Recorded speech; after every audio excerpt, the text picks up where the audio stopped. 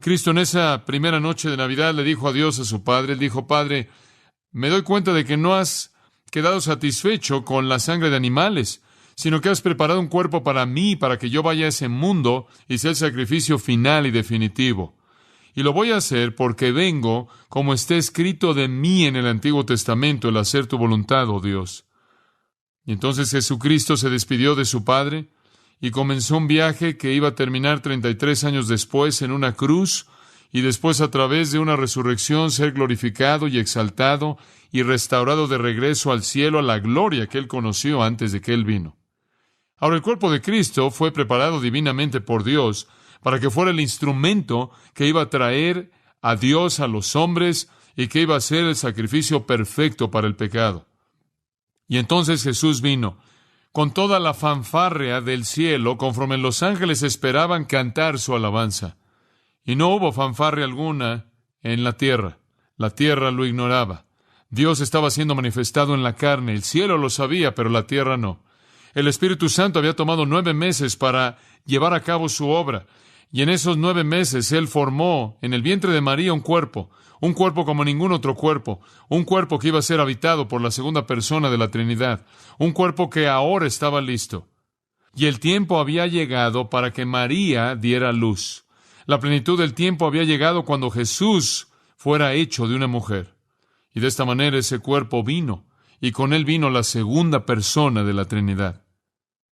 Y en cada temporada de Navidad todos nos detenemos y más bien de una manera ignorante reconocemos el nacimiento de Cristo. E inclusive quizás hay personas que reconocen el hecho de que Él era Dios a un grado u otro. Pero el punto no es que Él vino, el punto es por qué vino. Y tantas personas parecen estar satisfechas simplemente con detenerse y simplemente con el hecho de que Él vino como si fuera algún hecho redentor. Simplemente reconocer eso. Nunca se molestan el descubrir por qué vino. Esta mañana queremos responder a la pregunta: ¿por qué Jesús nació? ¿Por qué vino? ¿Para presentarse a Dios? Sí. ¿Para enseñar verdad? Sí. ¿Para cumplir la ley? Sí. ¿Para ofrecer su reino? Sí. ¿Para enseñar a aquellos que no entendían acerca de Dios? Sí. ¿Para revelar amor? Sí. ¿Para traer paz? Sí. ¿Para sanar a los enfermos? Sí. Etcétera. Esas son razones secundarias del por qué vino.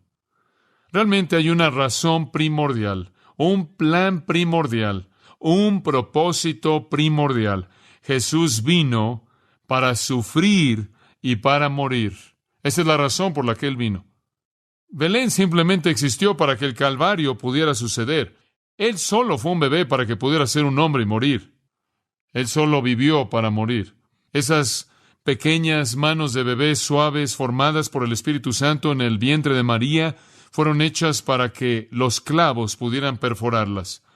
Esos pequeños pies regordetes, rosas y suaves, incapaces de caminar, iban a caminar en un día en un monte, iban a ser clavadas una cruz.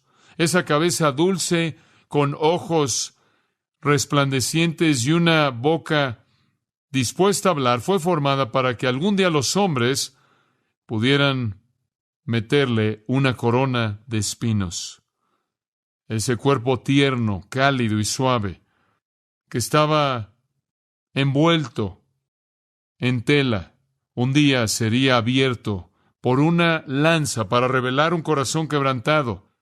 Y esa es exactamente la razón por la que Dios hizo ese cuerpo. Jesús nació para morir. El hombre fue hecho para tener dominio sobre todo, pero cayó en pecado y perdió su dominio. Cuando Dios creó a Adán, era grande. Todo era grandioso, todo iba a ser grandioso, y después el hombre cayó y él perdió su posición como rey. El hombre debía ser un rey, pero el hombre no lo es. El hombre es un esclavo, débil, esclavo a su pecado, ignorante, y en esa situación vino Jesús. Y Jesús llegó a esa situación. Él se despidió del Padre. Los ángeles que esperaban con gran expectativa finalmente irrumpieron en alabanza y adoración. Inclusive los pastores en los campos los oyeron. Y debido a que Él vino a sufrir y Él vino a morir. Y esto fue porque Él vino a sufrir y vino a morir. Para hacer del hombre lo que el hombre nunca podía hacer sin Él. Para hacer del hombre el rey de la tierra. Él murió para recrear a los hombres y hacerlos una criatura que Dios siempre quiso que fueran. Él murió para hacer del hombre lo que el hombre debía ser, pero sin él nunca podía llegar a ser. Ahora, nuestro texto tiene que ver con la venida de Cristo y su muerte. Y quiero que veamos en él 5 cosas que Jesús fue porque él murió. 5 cosas que Jesús fue debido a que él murió. En primer lugar, él fue nuestro sustituto. En segundo lugar, él fue el capitán de nuestra salvación. En tercer lugar, nuestro santificador. En cuarto lugar, el conquistador de Satanás. En quinto lugar, nuestro sumo sacerdote compasivo. Todas estas 5 cosas fueron las metas de Jesucristo. Él vino a ser nuestro sustituto. Él vino a ser el capitán de nuestra salvación. Él vino a ser nuestro santificador. Él vino a ser el que conquistó a Satanás. Él vino a ser nuestro sumo sacerdote compasivo. Él no pudo haber sido ninguna de esas si él no hubiera muerto. Y de esta manera él nació para morir. Veamos en primer lugar que él vino para ser nuestro sustituto. Versículo 9. Pero vemos a aquel que fue hecho un poco menor que los ángeles, a Jesús. Allí hay una referencia al tiempo. Él fue hecho poco menor a los ángeles. Y esto fue hecho por un tiempo. Un poco. Poco aquí podría ser una referencia a tiempo. Y así es aquí. Él fue hecho por un poco de tiempo menor que los ángeles. ¿Por qué razón? Es indicado por qué cosa. A causa del padecimiento de la muerte. Coronado de gloria y de honra. Para que por la gracia de Dios gustase la muerte por todos. Ahora, ahí está la primera y más grande razón por la que Jesús vino. Él vino a morir. Él vino a morir por todo hombre. En otras palabras, Él vino como sustituto. En el Antiguo Testamento dijo Ezequiel, citando a Ezequiel, el alma que pecare esa morirá. Pablo dijo, la paga del pecado es muerte. Ahora, el pecado, en virtud de la justicia de Dios, es castigado por la muerte. Si yo entonces peco, yo moriré. Si yo llevo mi propio castigo, yo moriré físicamente, espiritual y eternamente, y soy sentenciado al infierno eterno sin Dios. Y Dios vio este mundo y Él vio a hombres. Él vio a hombres que iban a morir debido al pecado. Y Él dijo, debido a su amor, yo no voy a permitir que todos los hombres mueran en su pecado. Voy a enviar a alguien más para llevar su castigo, para morir su muerte. Y de esta manera Jesús vino. Él vino para ser mi sustituto, y cuando Él fue clavado en la cruz, Él murió por mí y Él murió por usted. Él murió mi muerte, Él pagó mi castigo. Como puede ver, esa es la única alternativa que Dios tenía. O Él lo castiga a usted por su pecado y a mí por mi pecado, y eso es castigo eterno en el infierno. O de otra manera, Él sustituye a alguien más en nuestro lugar y pagan por nuestro castigo. Y eso es exactamente lo que Jesús vino a hacer para ser nuestro sustituto. La segunda persona exaltada de la Trinidad, el Hijo de Dios divino, Dios en carne se humilló a sí mismo, vino a la tierra para morir mi muerte, para proveer para mí un escape del infierno eterno. Aquel que no pecó se volvió pecado. El vivo murió, el perfecto se volvió el castigado. Y no porque Él lo merecía, sino porque yo lo merecía y Él fue mi sustituto. Ahora quiero que observen este versículo, que hay 5 cláusulas que detallan su muerte sustitutiva y quiero que las vea. La primera cláusula dice que Jesús fue hecho un poco menor que los ángeles. Esa es una verdad fantástica. Jesucristo, por toda la eternidad pasada y toda la eternidad presente y toda la eternidad futura, no fue y no es y nunca será de nuevo menor que los ángeles. Él es, por su esencia misma, como Dios, más alto que los ángeles. En el versículo 5 del capítulo 1 de Hebreos, en el versículo 4 del capítulo 1 de Hebreos, dice, hecho tanto superior a los ángeles cuanto heredó más excelente nombre que ellos. Cristo, por naturaleza, era mejor que los ángeles, y esto es probado por la actitud de Dios hacia Cristo en el versículo 5. Porque ¿a cuál de los ángeles dijo Dios jamás, mi hijo eres tú, yo te he engendrado hoy? Y de nuevo, y otra vez, yo seré a él padre, y él me será a mí hijo. Dios nunca le dijo eso a ninguno de los ángeles. Dios le dijo eso a su Hijo Jesucristo, quien era mejor que los ángeles. En el versículo 6, y de nuevo, y otra vez cuando introduce al primogénito en el mundo, dice, adórenle todos los ángeles de Dios. Él es mejor que los ángeles. Él dice en el versículo 7 que los ángeles son ministros. Pero versículo 8, mas del Hijo dice, tu trono, Dios, por el siglo del siglo. Cetro de equidad es el cetro de tu reino. Y en el versículo 13, Pues ¿a cuál de los ángeles dijo Dios jamás siéntate a mi diestra hasta que ponga a tus enemigos por estrado de tus pies? A ningún ángel. Dios nunca le dijo eso a ningún ángel. Jesucristo es mejor que los ángeles por su naturaleza misma. Él es Dios.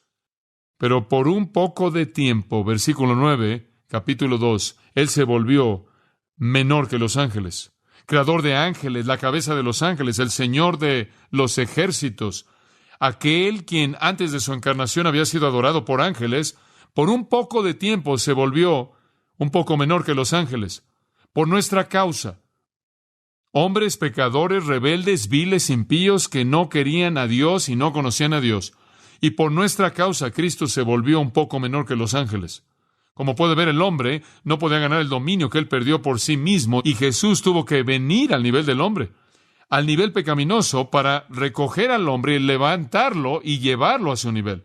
Y entonces Jesús, por un poco de tiempo, fue hecho un poco menor que los ángeles.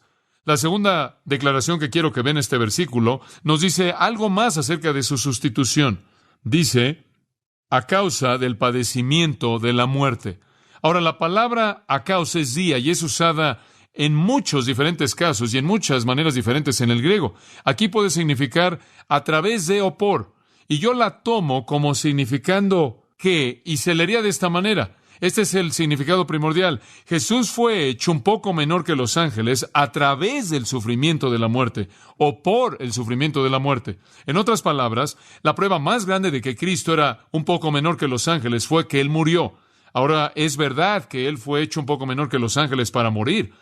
También es verdad que Él fue hecho un poco menor que los ángeles, y eso es mostrado porque Él murió. Di aquí lleva el peso de debido a o por qué. Ahora, ¿qué quieres decir con eso? Simplemente esto. Jesús hizo algo que ningún ángel jamás podrá ser capaz de hacer. Jesús vino a esta tierra para hacer algo que los ángeles no pueden hacer. Jesús vino a morir, los ángeles no pueden morir. Eso está reservado para los mortales. Y cuando Jesús murió, Él probó, sin lugar a dudas, que Él, de hecho, por un poco de tiempo, fue hecho un poco menor que los ángeles. La profundidad de su humillación se extendió a la muerte, algo que los ángeles nunca podrían llegar a ser. Ahora observe, si es tan amable, que Él dice el sufrimiento o el padecimiento de la muerte.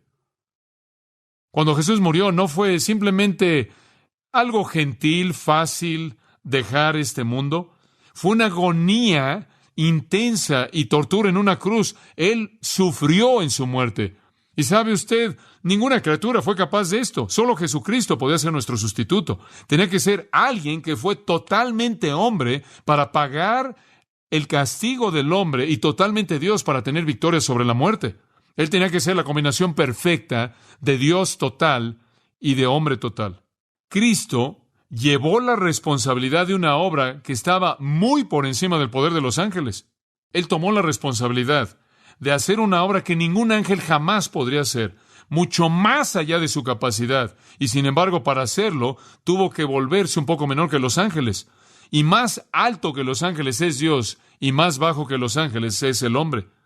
Y el que es más alto que los ángeles es Dios, y los que son menores que los ángeles son los hombres. Y Cristo fue al mismo tiempo más elevado que los ángeles en su poder, y un poco menor que los ángeles en su humillación.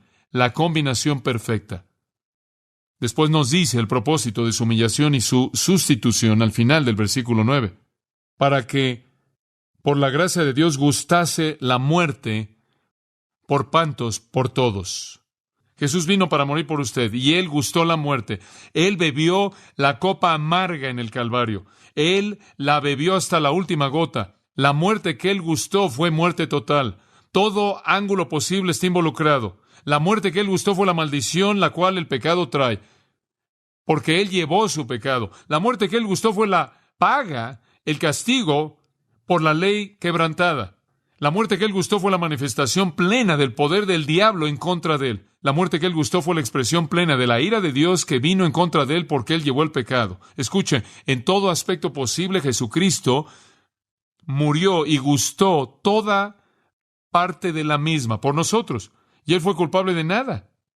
Él estuvo sin pecado, pero Él la gustó para todo hombre. Él fue nuestro sustituto. Y mediante el hecho de que Cristo gustó la muerte y fue mi sustituto, yo soy liberado de la esclavitud de la justicia de Dios, la cual debe traer muerte, y yo soy liberado para experimentar la gracia de Dios y el amor de Dios. Y de esta manera la Biblia dice que Él llevó nuestros pecados en su propio cuerpo. Al que no conoció pecado, por nosotros lo hizo pecado, para que fuésemos hechos justicia de Dios en Él. Y todo lo que Dios pide de usted es que usted reciba al mismo Cristo, que usted reconozca que de hecho Él murió por usted, que usted cree que murió por usted y que reciba su muerte a favor de usted como su Señor Salvador. Después usted ve esto también, una frase que indica la causa de su sustitución, y esto es tremendo. Ahí cerca del final del versículo 9, dice que Él hizo todo esto por la gracia de Dios. ¿Sabe por qué vino Jesús? No porque usted y yo le pedimos que viniera o porque lo merecíamos, sino porque Dios en su gracia lo diseñó, ¿no es cierto? La salvación viene de Dios, la gracia absolutamente inmerecida, amorosa de Dios, no nos la ganamos, no hacemos algo para que Dios diga, bueno, ustedes son tan buenos que merecen a mi hijo. No, de manera única y singular, en base a su bondad soberana, es que Cristo vino al mundo. ¿Por qué? ¿Se da cuenta usted de que nadie en el universo podría haber traído a Cristo y haberle quitado su vida si no hubiera sido el diseño soberano de Dios? Y Juan 10:18, Jesús dijo, ninguno quita mi vida, nadie me quita la vida. ¿Yo qué? Yo la pongo de mí mismo. Romanos 5:8, Pablo dice, mas Dios muestra su amor para con nosotros, ¿cómo? En que aún siendo pecadores, ¿qué pasó? Cristo murió por nosotros. Ese es el amor de Dios. Usted no lo mereció. Yo no lo merecí. Usted no pidió por ello. Yo no pedí por ello. Dios lo dio de manera gratuita, libre. Usted no ruega por un regalo. Dios dio a su Hijo. Y su amor fue abrumador. Él vio al hombre pecador. Él vio la inevitabilidad de la muerte y el infierno. Y Él dijo, mi amor no va a dejar eso como la única opción. Y Él envió a su Hijo para morir en su lugar. Y cuando usted lo recibe como su Salvador y Señor y recibe su muerte a favor de usted, usted es liberado del castigo de la muerte. Cristo es su sustituto. Y Él solo vino en base a la gracia de Dios. Nosotros no hicimos nada para merecerlo. Inclusive cuando Él llegó aquí, los hombres no lo querían y lo mataron. Pero eso no estorbó la gracia de Dios. Después vemos otra frase aquí que habla del resultado de su venida y la sustitución. Él dice que fue coronado de gloria y de honra. Usted sabe, cuando Jesucristo terminó su tarea, Dios le dio gloria. Dios lo exaltó. Pablo dice que Él se volvió obediente hasta la muerte de cruz y dice, por lo cual, en base a lo que Cristo hizo, Dios le exaltó hasta lo sumo y le dio un nombre que es sobre todo nombre, para que en el nombre de Jesús toda rodilla se doble. Jesús se humilló a sí mismo y Dios lo exaltó, lo coronó de gloria y honra. Observe ese versículo de nuevo. Ese versículo dice que Jesucristo murió por usted, su sustituto, y Dios valoró tanto lo que Jesús hizo que lo exaltó hasta lo sumo y le dio un nombre sobre todo nombre en el universo. Escucha, amigo mío, Dios valora mucho a Jesucristo. ¿Sabe usted eso? Dios valora mucho a Jesucristo. Y cualquier persona que viene y menosprecia a Jesucristo está en peligro de recibir la ira de Dios. Porque si Dios tiene en tan alta estima a Cristo, ¿cuáles deben ser las consecuencias para alguien que no comparte esa misma estima hacia Cristo? Y permítame añadir este pensamiento. ¿Quién cree que es usted a no darle a Cristo la gloria que Él merece? Dios se la dio. Si usted no lo hace, usted ha concluido que usted es superior al juzgar las cualidades de Cristo en comparación a Dios. Esa es una posición tremendamente peligrosa por parte de usted. Si Dios estima a Jesucristo, si Dios exalta a Jesucristo, ¿quién es usted para hacer algo menos que eso? Ahora quiero ver otra cosa en este capítulo y viendo al versículo 10. En el versículo 10 vemos la segunda cosa que Jesucristo se volvió. En primer lugar, se convirtió en nuestro sustituto. En primer lugar, Él se volvió nuestro sustituto. Esto es, Él murió nuestra muerte. En segundo lugar, ahora regresando a las Escrituras, versículo 10, Él se volvió el capitán de nuestra salvación. Jesucristo no solo es nuestro sustituto, esto es, llevó nuestro castigo, sino que Él es el capitán de nuestra salvación. Y quiero que vea esto en el versículo 10. Quiero mostrarle lo maravilloso que es esto. Porque convenía aquel, versículo 10, ese es Dios, ahora está hablando del Padre, porque convenía aquel por cuya causa son todas las cosas, y por quien todas las cosas subsisten, Dios es el principio y el fin de todo, que habiendo de llevar muchos hijos a la gloria. Ese es el diseño de Dios, ¿no es cierto? El llevar a hijos a la gloria, el capturar hombres para el cielo, ese es su diseño. Y al hacerlo, perfeccionase por aflicciones al autor de la salvación de ellos. Ahora Jesús se volvió nuestro capitán de salvación en su muerte. Ahora quiero que vea la palabra autor. Aquí se puede traducir capitán, es la palabra arquegos. La palabra arquegos significa pionero, significa líder, significa autor, significa el que abre la brecha. Arquegos se traduce de manera incidental en Hebreos 12:1. Puestos los ojos en Jesús, el autor, usted sabe, de nuestra fe, ese es arquegos, significa cualquier persona que comienza algo y otros lo siguen. Podría ser alguien que comienza una familia en la que otros nacen. Podría ser alguien que funda una ciudad en la que otros vienen a vivir. Podría ser alguien que abre una brecha que otros siguen. Cualquier persona que comienza algo y guía es un arquegos. Y aquí el escritor de Hebreos está diciendo que Jesucristo es el que abre la brecha de manera perfecta. El que abre el camino a la gloria para que Dios hacer que alguien, quien es perfecto, abra la brecha, pueda congregar a sus hijos para que puedan seguir a su capitán a la gloria. Agradó a Dios, quien hace todas las cosas para su gloria, quien hizo todas las cosas para su gloria, con el fin de que pudieran darle gloria. Eso es lo que la primera parte del versículo significa. Le agradó a Él el hacer a este capitán perfecto para que Él pudiera abrir la brecha a la presencia del Padre y traer junto con Él a todos los hijos que Dios había diseñado que entraran a la gloria. Él es el que de manera perfecta nos abre la brecha. Allí en el capítulo 5, versículo 8, dice que aunque era hijo, por lo que padeció, aprendió la obediencia. Y habiendo sido perfeccionado, vino a ser autor o el arquegos de eterna salvación para todos los que le obedecen. Jesucristo es el líder perfecto. A través de la muerte, Él no solo fue el sustituto, sino un líder perfecto.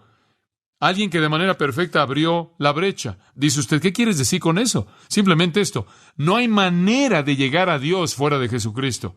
Jesús dijo, yo soy el camino. Nadie viene al Padre. Sino que, por mí. No hay otra manera. Y como puede ver, el camino a Dios está bloqueado por el pecado, ¿no es cierto? Un hombre y su pecado nada más pueden entrar a la presencia de Dios. No, imposible. No podemos entrar a la gloria de Dios. No podemos llegar al cielo en base a nuestro propio mérito. Alguien tiene que abrir la brecha. Y la única manera en la que jamás se puede abrir la presencia de Dios para nosotros es deshacernos del pecado, ¿verdad? Una vez que el pecado ha sido cubierto, podemos entrar a su presencia. Entonces Cristo vino, murió, pagó por nuestro pecado y de esta manera abrió el camino para que pudiéramos entrar a la presencia de Dios. ¿Se da cuenta de cómo Él es el que abre el camino? Y Él tenía que morir para hacerlo. Observe lo que dice. Él fue hecho perfecto a través de ¿qué? Sufrimiento, ¿se da cuenta? No había manera en la que Jesús pudiera llegar al mundo y decir, miren, escuchen todos, síganme, vamos a Dios. No, no puede. No hay manera en la que usted pueda llegar a la presencia de Dios cuando hay pecado que no ha sido castigado. Y como puede ver, esa es la razón por la que Él tuvo que sufrir para ser el líder perfecto. Él no podía llevarnos a Dios a menos de que hubiera pagado el precio del pecado a través de su sufrimiento, y Él se volvió el arquegos perfecto, el pionero perfecto, el líder perfecto, el que abrió de manera perfecta el camino, y solo al morir por nosotros Él podía abrir el camino, y Él lo abrió de manera amplia, para que muchos hijos pudieran llegar a la gloria al seguir a Jesucristo, quien pagó por el pecado. ¿Sabe una cosa? ¿Se da cuenta de que en 3 horas en esa cruz, en 3 horas Jesús pagó el castigo por el pecado que va a llevar a todas las almas de todas las edades y eternidad? ¿Y ellos todavía no habrían podido pagarlo? ¿Sabía eso? ¿Sabía usted que la gente va a pasar la eternidad en el infierno, gente impía, gente sin Cristo, una eternidad en el infierno pagando el pago del pecado? ¿Sabe que Jesucristo congregó una eternidad de castigo y la pagó en su totalidad en 3 horas y salió caminando como un Salvador resucitado? Ahora eso es poder, amigo mío, eso es poder. La cruz fue una obra maestra y Dios presentó una solución para el problema que ninguna capacidad humana de inteligencia podía jamás responder. El problema de cómo Dios comunica gracia y misericordia a un pueblo pecaminoso. Él trajo misericordia y justicia juntas en la cruz. Cristo pagó el castigo, llevó una eternidad de juicio en 3 horas. Sin embargo, él no fue destruido. ¡Qué persona tan poderosa! Y de esta manera se convirtió en nuestro arquegos perfecto. Él abrió la brecha. Recuerdo leer hace algunos años atrás de un patriota suizo llamado, un nombre extraño, Arnold Winklerud. Y Arnold, lo llamaremos Arnold. Si usted va a Suiza en la actualidad, verá estatuas de Arnold, porque él es un patriota suizo muy, muy famoso. Y Suiza era un estado neutral, realmente nunca tuvo una identidad propia, fuera de que toda persona en Europa que quería pelear una guerra iba a Suiza a pelear. Y se cansaron de ser el campo de batalla de los ejércitos de todo el mundo. Y las naciones, usted sabe, estaban en conflicto y decían, bueno, nos reunimos en tierra suiza y vamos a tener una guerra. Y el pueblo suizo estaba un poco cansado de esto. Entonces decidieron que iban a presentar algo de resistencia y había un gran ejército que estaba descendiendo ahí del norte de Alemania y solían marchar en lo que llamaban una falange, la cual es como una larga fila de hombres de 1,5 km a 3 kilómetros, y todos iban juntos ahí, hombro con hombro, y todas las tropas detrás de ellos, y los hombres de la línea frontal tenían escudos, y todos iban marchando así en fila, ahí por la montaña, y esta es una fila larga, y las otras cosas y la artillería vienen atrás de ellos, y llegaron ahí barriendo hacia esta villa, mientras que Arnold congregó a la gente que vivía ahí, a los plebeyos, y se unieron en un ejército suizo y decidieron detener este ejército si podrían.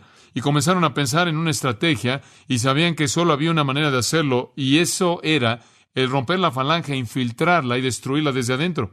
Y entonces, conforme se acercaba a la pequeña villa donde estaban congregados y reunidos, lo único que tenían eran trinches y palas y palos, y eso era todo.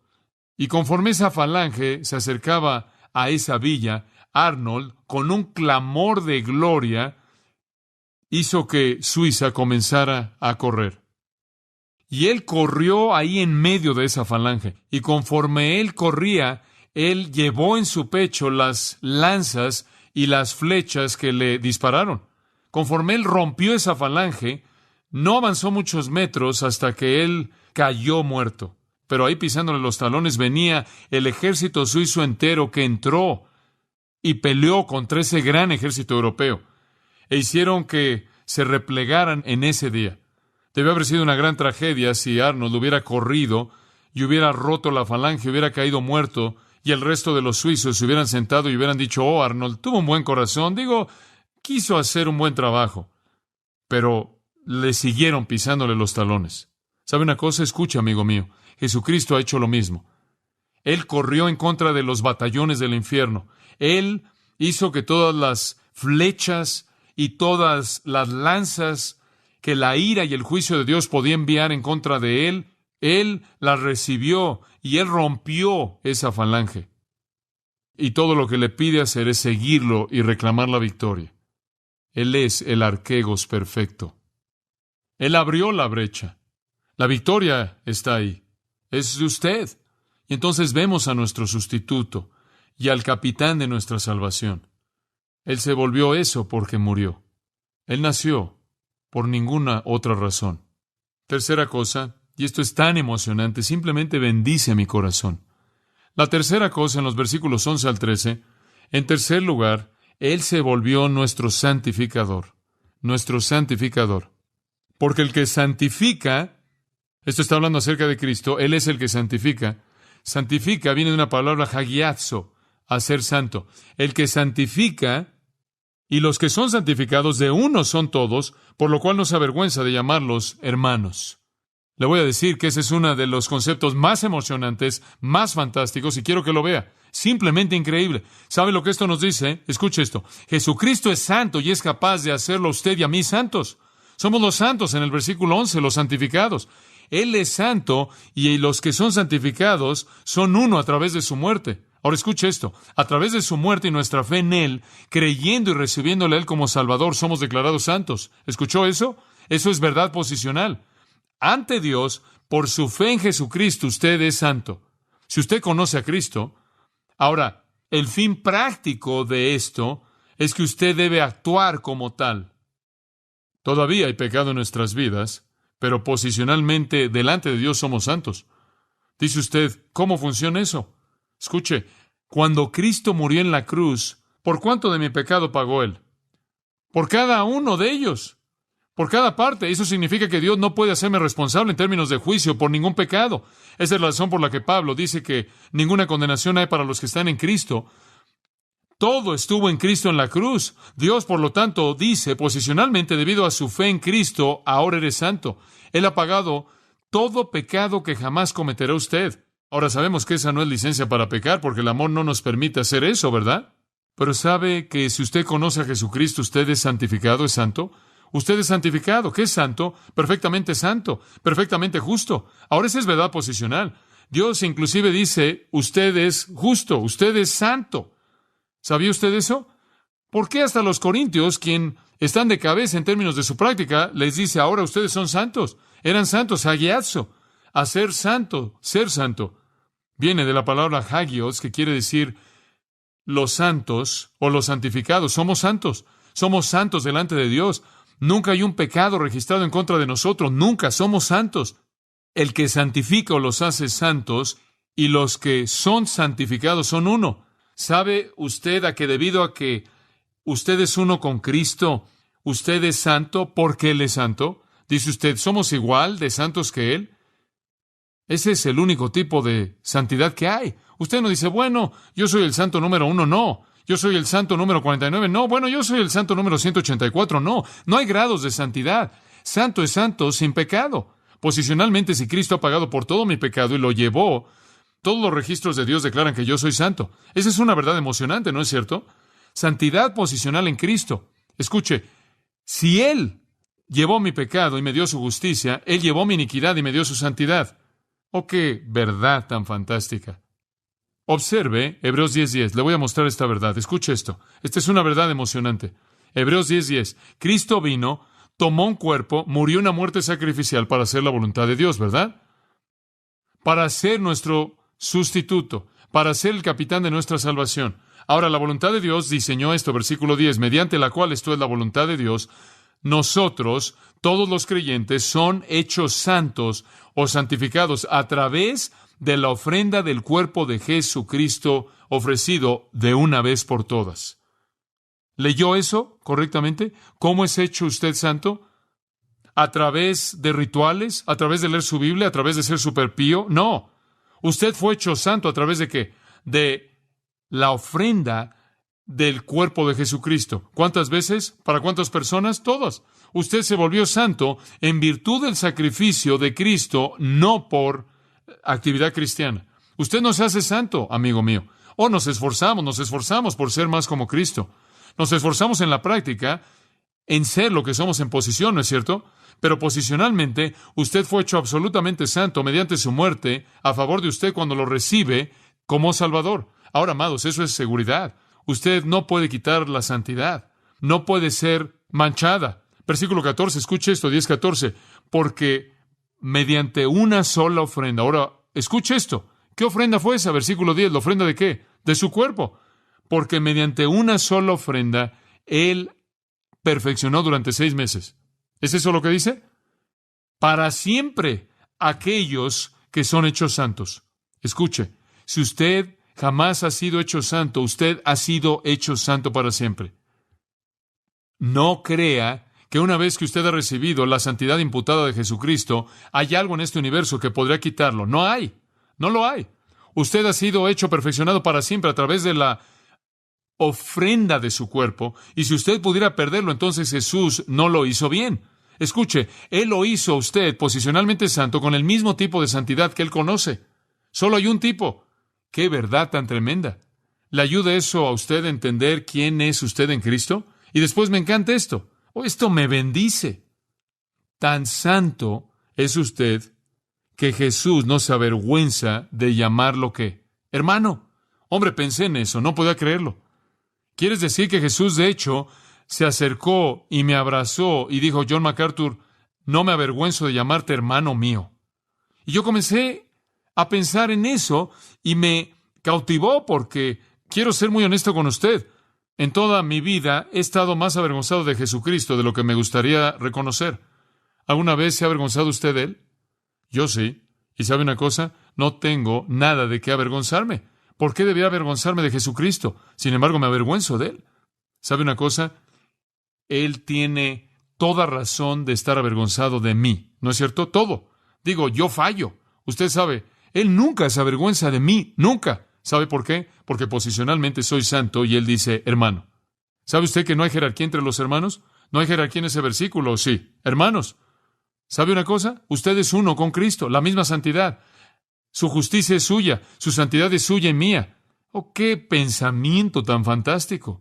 Somos uno. ¿No es eso por lo que oró? ¿Se acuerda en el huerto? Él dijo, Padre, oro porque sean uno, así como nosotros somos uno, yo en ti, tú en mí, nosotros en ellos. Su oración fue respondida. Oh, me acuerdo después de su resurrección, María Magdalena vino y quería tocarlo. Él dijo, no, me toques. Me encanta esto, Juan 20, versículo 17. Él dijo, no me toques todavía, no he ascendido a mi Padre y tu Padre, a tu Dios y mi Dios. Dice usted, ¿por qué es eso tan importante? Simplemente esto. Él trazó un paralelo entre una mujer, quien era una prostituta profesional, y sí mismo, diciendo, ambos compartimos al mismo Dios, al mismo Padre, somos hermanos. Eso es impresionante. Eso es algo impresionante. Ese es el tipo de santidad que Jesucristo le imputa al que cree en Él. Y le voy a decir algo, eso emociona mi corazón. O el apóstol Pablo habla de esto en Romanos, ¿no es cierto? Fuimos crucificados con Cristo, morimos con Él, resucitamos con Él. Identificación absoluta con Jesucristo. ¿Puedo decirle algo más?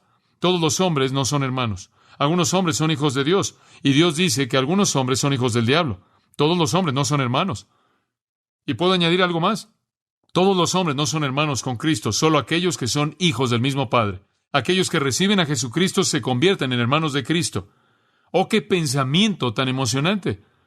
Una gracia tan grande que me llame hermano sin vergüenza. Hombre, cuando oigo verdad así, le digo, me avergüenza.